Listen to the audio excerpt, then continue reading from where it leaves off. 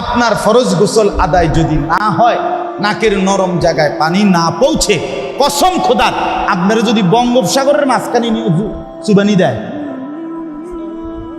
তাইলেও আপনার গোসল ফরজ আদায় হলো না। বিনিময় এক ওয়াক্ত নামাজ, একটা সেজদা, শুক্রবারের জুম্মা অথবা কারো জানাজা, কিচ্ছু আপনার কবুল হয় নাই, গ্রহণযোগ্য হয় নাই। তা আপনি কি এটারে খামখেয়ালি মনে করছেন? কথা বলেন না কেন? ইসলাম আপনি খামখেয়ালি মনে করছেন? আপনি মাঝ বয়সী কিছু মানুষ আছে দেখবেন, মাঝ বয়সী কিংবা মুরব্বী বললে হ্যাঁ গপ মারে, আরে রাখো চাই, আল্লাহ ভরসা, মাইতো আছে আল্লাহ ভরসা। হুজুররা এরকম কইতে লাগলে সবে কয়ও, মাইক পাইলে কে না কয় কাকা মস্কারি করেন, হ্যাঁ ফাজলামি করেন, আপনার লগে হুজুররা তামসা করে। হাসরের মাঠ আপনার এই চিকন কথা দিয়ে হইব না, তামাশা করলে হবে এটা হাসরের মাঠ। আল্লাহ ভরসা তার মানে কি? একজন বলেন, আপনারা বলেন, একজন ভাই আমারে বলেন, আপনারা শুনছেন কখনো যে আল্লাহ বলছিনি যে বান্দা তুমি ভুল করতে থাকো আমি ভরসা, এটা বলছে আল্লাহ? তো আপনি কেমনি করেন আল্লাহ ভরসা বলেন? নবী সাল্লাল্লাহু আলাইহি সাল্লাম বলছি কিনা যে উম্মত তুমি ভুল করতে থাকো আমি ভরসা, আমি সুপারিশ করে ব্যস্ত দেব, তুমি গুনাহ করতে থাকো অনবরত মৃত্যু পর্যন্ত, তুমি ভুল করতে থাকো অনবরত, এটা রাসূলুল্লাহ সাল্লাল্লাহু আলাইহি সাল্লাম বলছে। তো তাহলে আপনি কেমনে ভরসা করলেন? কে আপনার শিখাইলো এটা বলেন? হ্যাঁ, এই জন্য চাচাদেরকেও বলি, বাবাদেরকেও বলি, বাপ আপনি ব্যবসা করেন, চাকরি করেন, এই সমস্ত কথা বললে হবে না। ছোটবেলায় পড়ি নাই, বাপে শিখাই নাই, মক্তবে গুরুত্ব দেয় নাই, অথবা আমরা সাধারণ মানুষ, আমরা জেনারেল শিক্ষিত, আমরা দোয়ানদার ব্যবসা সার্কিবার কি করি, বাবুরে এত কানপু আইলে আমরা না।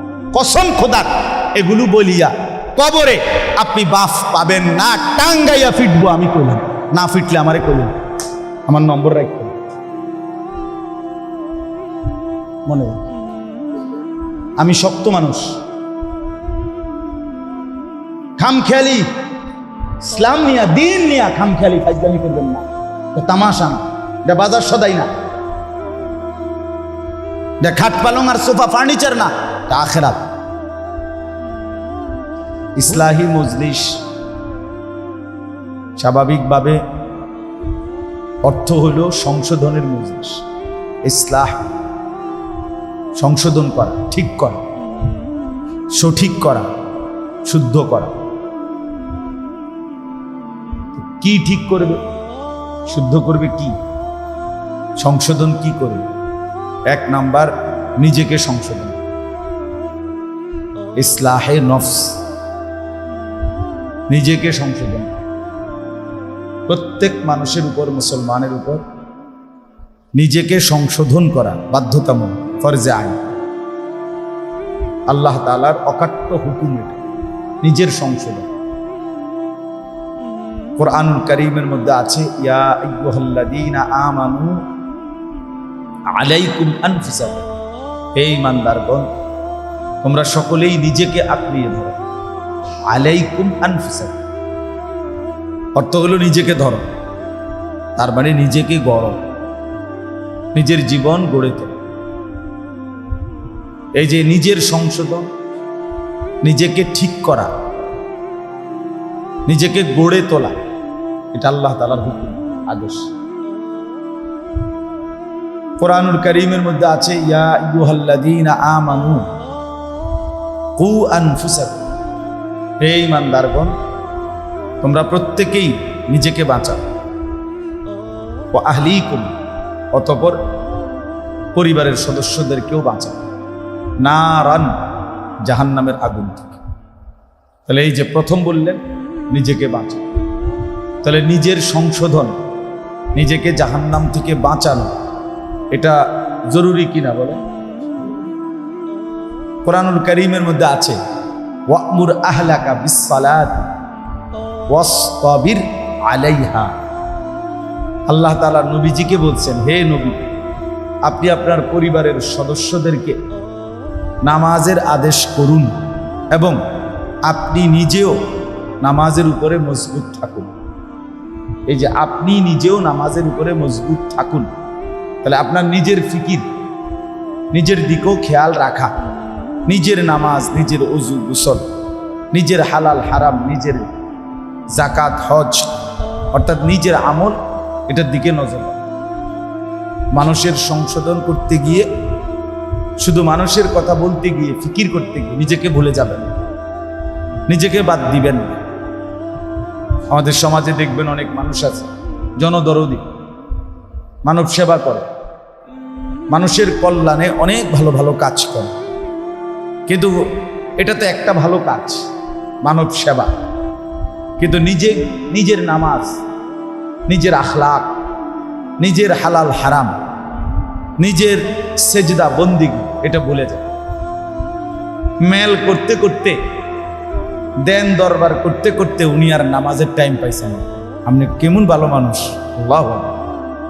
আপনি কি বুঝাটা বুঝলেন, কেমন বুঝাটা আপনি বুঝলেন যে আর মানুষের সেবা করতে গিয়ে আপনি নিজের নামাজ ভুলে গেলেন।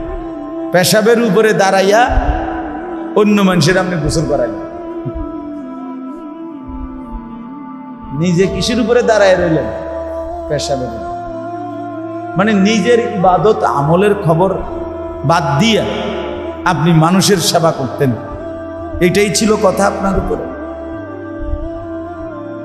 তাইলে এই জন্য এটা খেয়াল রাখা, নিজেকে না ভোলা। কোরআনুল কারীমের মধ্যে আছে সমস্ত নবীরা নিজ নিজ জাতিকে আল্লাহর পথে ডাকতেন, কিন্তু সাথে এটা বলতেন, কোরআনে অনেক আয়াত আছে যে হে আমার জাতি, তোমরা মানো কিংবা না মানো, আমি কিন্তু আমা আনা মিনাল মুশরিকিন, আমি কিন্তু মুশরিকদের অন্তর্ভুক্ত নই। তার মানে আমি কিন্তু শিরিক করব না, এক সেকেন্ডের জন্য তোমাদের সাথে আমি, তোমাদের চিন্তা চেতনার সাথে আমি নাই। তোমাদেরকে ডাকতেছি, বলতেছি, বুঝাইতেছি, কিন্তু তোমাদের সাথে মিশে যাওয়া আপাতত তোমাদের মতো করে করা, এটার কোনো অনুমতি আমার জন্য নাই, আমি এটা করব না। এটা জরুরি বিষয়। আমার একজন একবার অনেক আগে বুঝাইছিল, ইসলামের কাজ করার জন্য উনি প্রথমত, ওনারা 3-4 জন ওই কিছু ছেলের সাথে ইসলাম বুঝাবার সুবিধার্থে প্রথম তাদের সাথে কিছুদিন সিগারেট খাইছে, খাইয়া ধীরে ধীরে তাদের সাথে পরিচয় হয়েছে। কয়েকগুলো হেকমত জানতে হয়। আমি আল্লাহ পাক এমন হেকমত আমারে না জানা, যে হেকমত আল্লাহ আপনারে জানাইছে, এটা আশা তো করি আল্লাহ জানাই নাই, এটা ইবলিসে জানাইছে, আমরা শয়তানে জানাইছে।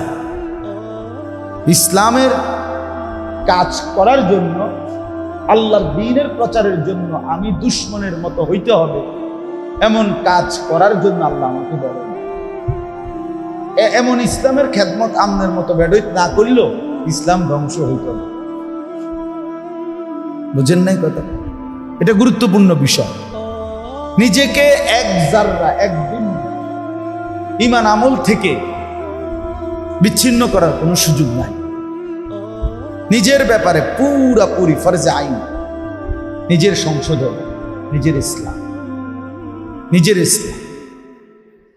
আমার শায়েখ আল্লামা মুফতি মুশতাকুর নবী সাহেব হুজুর আমার অনেক সময় বলছেন, মাওলানা চলার পথে জামাতে নামাজের ওয়াক্ত হইলে মসজিদে মাহফিলের যাওয়ার পথে জামাতেই নামাজ পড়বেন।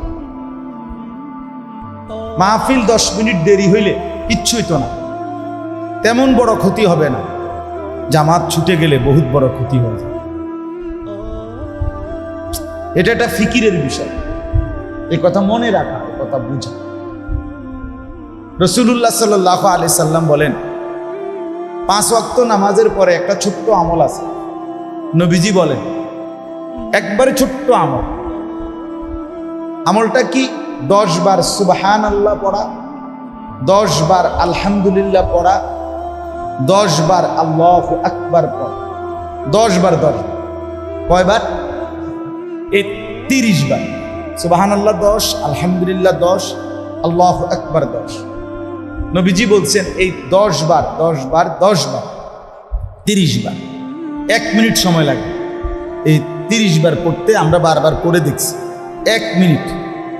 নবী সাল্লাল্লাহু আলাইহি সাল্লাম বলেন যে ব্যক্তি 5 ওয়াক্ত নামাজের পরে এই 10 বার 30 বার পড়বে, আর রাত্রেবেলা ঘুমাইবার সময় এই 3 তাসবিহ 100 বার পড়বে, 33 33 34, ঘুমাইবার সময় 100, আর 5 ওয়াক্ত নামাজের ফরজের পর 10 বার 30 33 বারও আছে, আলাদা বর্ণনা আছে। নামাজের পরে 10 বারও আছে, একদম সহিহ হাদিস। তো নবীজি সাল্লাল্লাহু আলাইহি সাল্লাম বলছেন মান ইয়ামালু বিহিমা দাখালাল জান্নাহ। এই দুইটা আমল, একটা হলো রাত্রেবেলা 100 বার, আর 5 ওয়াক্ত নামাজের ফরজের পরে কয়বার? 10 বার 30 বার করে 1 মিনিট 1 মিনিট করে 5 মিনিট, আর রাত্রে লাগবে 3 মিনিট, 8 মিনিট। 5 ওয়াক্ত নামাজের পরে কয় মিনিট? 5 মিনিট, 1 মিনিট 1 মিনিট করে, আর রাতে 100 বার পড়তে লাগে 3 মিনিট। তাহলে 5 আর 3 কয় মিনিট হলো?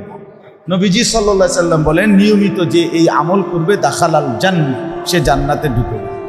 কিন্তু নবীজি নিজে ওই হাদিসে বলছে কিন্তু এত সহজ আমল, কিন্তু অধিকাংশ মানুষ এর থেকে গাফেল। এর থেকে কি গাফেল? এক, ঘুমাইবার সময় রাসূলুল্লাহ সাল্লাল্লাহু আলাইহি সাল্লাম বলেন শয়তান তাকে 33 34 বার পড়বার আগেই ঘুম পাড়ায় দেয়। আর 2 নাম্বার, 5 ওয়াক্ত নামাজের পর এই 10 বার 1 মিনিটের ভিতরেই শয়তান তাকে অসংখ্য কাজের কথা মনে করাইয়া জায়গার থেকে উঠে, মানে 1 মিনিটও হেতের সময় দিতে চায় না। অথচ 1 মিনিটে দুনিয়ার তেমন বড় কোনো কাজ সে করেও না। 1 কাপ চা খাইতে এর চাইতে বেশি সময় লাগে, 1 খিলি পান খাইতে এর চাইতে বেশি সময় লাগে, একজন পরিচিত মানুষের সাথে কুশল বিনিময় করতে তার চাইতে একটু বেশি সময় লাগে, কিন্তু অথচ 1 মিনিটে যান না। কিন্তু এটা করার মতো লোকের বড় অবাক, নিজেকে ভুলে যায়। এই জন্য আমি বললাম আপনাদের কাছে প্রথম এই কথা, ইসলাহে নফস, নিজের ফিকির করা, নিজের ভালো, নিজের কল্যাণ, এটা জরুরি, এটা বাধ্যতামূলক। সংসার করতে করতে নিজের ঈমান আমলের খবর নাই, আপনি বেউকুফ, আপনি আহম্মক, আপনি বোকা, আপনি ফালতু মানুষ। বউ বাচ্চার সংসার করতে করতে 3 ফুট বিদেশ ফাটাইতে হালাল হারামের আর কোনো বাজ বিচার নেই। আপনি এই সংসার আর অভাব পূরণ করতে করতে সুদ, কিস্তি, হারাম 2 নম্বরই, ওজনে কম, ধান্দাবাজি, বাটপারি, চিটারির সব কামাই করে খোদার কসম এরপরও আপনি আপনার সংসারের প্রয়োজন শেষ করতে পারবেন না। আপনি যেদিন মরবেন সেদিনও ওই সংসারে অনেক কিছু বাকি থেকে যাবে যেগুলো এখনো কিনা হয় নাই। কথা বোঝেন নাই? আমি প্রায়ই বলি, আমি একবার এক ভদ্রলোকের বাড়িতে গেছি, ওনারে ফু দিতাম, ওনার ডেঙ্গু জ্বর হয়েছিল। উনি আমার খুব আবদার করছিল ওনার বাড়িটাতে গিয়ে ওনার একটা ফু দিয়ে আইতাম। 4 কোটি টাকা খরচ করে উনি দোতলা একটা বিল্ডিং করছে, অত্যাধুনিক বাড়ি, কিন্তু ওনার বাড়িতে ঢুইকা দোতলায় উঠা ওনারে ফু দিতাম। গিয়ে দেখি, বাথরুমে গেছিলাম, দেখি যে দরজারির সিটকারির মধ্যে যে সিটকারিটা লাগায়, যেটার মধ্যে এই বল্টুটা নাই, যেটা আমরা লাগাইবো আর কি, সিটকারিটা ছোট্ট একটা বল্টু আছে না, এটার মধ্যে লাগায়, এইটা নাই আর কি। আমি এটা দরজাটা কি এর মধ্যে লাগাইতাম, আমি বইতাম কেমনে যদি এরপরে কেউ ধাক্কা দেয় দরজাটা? কথা বুঝেন নাই? আচ্ছা, এই টেনশনে আপনি বইতেন পারবেন এটার ভিতরে? যদি কেউ ঠেলা মারে কি অবস্থা হবে আমার? পরে বালতির মধ্যে পানি নিয়া, বালতি দিয়ে ঠেলা দিয়ে এটারে দরজাটা ধাক্কা লাগাইয়া তো বইছি। তো পরে আমি বললাম, ভাই দুনিয়া এটারে বলে 4 কোটি টাকা খরচ করার পরেও সিটকারির বল্টু থাকে না। দুনিয়া থেকেই যায়, দুনিয়া বাকি থাকে, দুনিয়া শেষ হয়। দুনিয়া এক রাক্ষস, এই রাক্ষস তৃপ্ত হয় না। একজন প্রবাসী, একজন বিদেশি বলতে পারবে না, আপনি জিজ্ঞাসা করেন, সে তার পরিবারকে শেষ পর্যন্ত খুশি করতে পারছে? একজন। একজনও নেই। একজন রাক্ষস, অতৃপ্ত। এইবারও তো আমি সৌদি আরব হজের সময় কত প্রবাসী দেখলাম, বিভিন্ন প্রবাসীদের কাছে গিয়ে গিয়ে বয়ান করছে,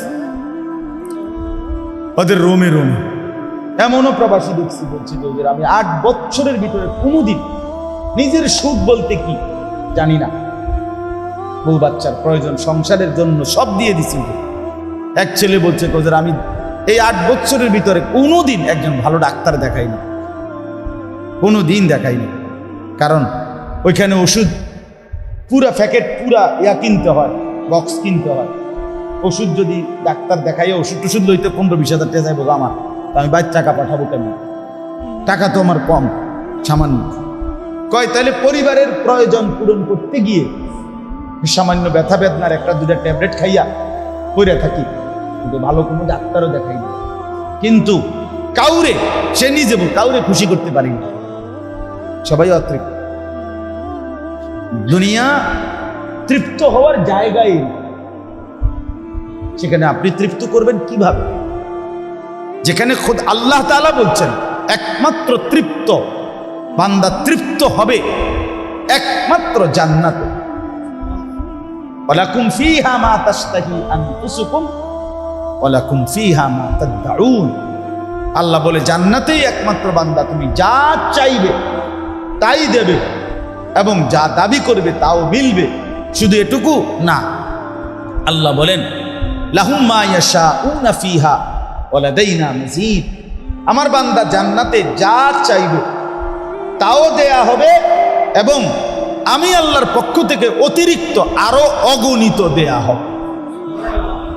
মানে আমি চাইবেই কি? আপনারে কইলো যে জান্নাতে ফেরেশতা ভাই সাহেব ফল কি খাবেন একটু অর্ডার করে, আপনি কয়টা ফলের নাম জানেন? নয়তো 20টার নাম বলবেন।